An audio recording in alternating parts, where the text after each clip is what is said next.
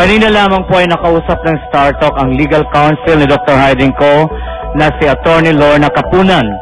Narito po ang kanyang mga naging pahayag hinggil sa kinasangkutang kontrobersya ng kanyang kliyenteng doktor. He did say that he will be cooperative should there be any Senate investigation in aid of legislation. No? Eksklusibong nakausap ng Star Talk ang abogada ni Dr. Hayden Ko at isa-isa nitong sinagot ang ibinabatong mga issue laban sa kontrobersyal na doktor. No, I sinabi ko kay Hayden, no matter how much you justify it, it is really wrong because it exploits the intimacy between two individuals. No? So he said that these videos happened 2 years ago, and he has since December of this year been getting psychiatric, psychological, and medical help, no? And also some spiritual healing.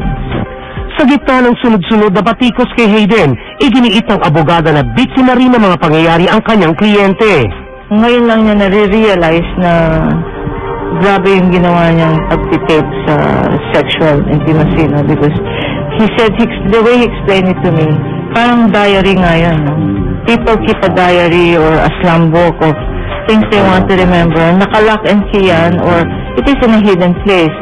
He puts the things he wants to remember and the events he finds memorable into his computer. It is a sick thing to do, but in his mind it was a diary that he would keep.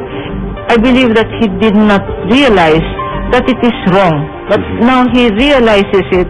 He realizes that even if it is a private act, you cannot do something, you cannot tape this intimate act, no? Precisely of the danger, as what happened now, of the risk of being a computer techie. I said, ikaw computer techie ka, alam mo na a computer can be hacked. Nakiusap din ang abogada na maging patas ang publiko sa pagtrato sa issue. The public is only showing the side of Miss Lily as a victim.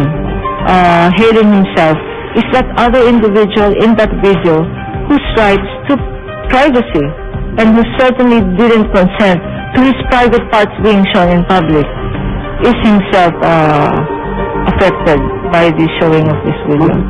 Isa namang revelasyon ang pinakawalan ng abogada.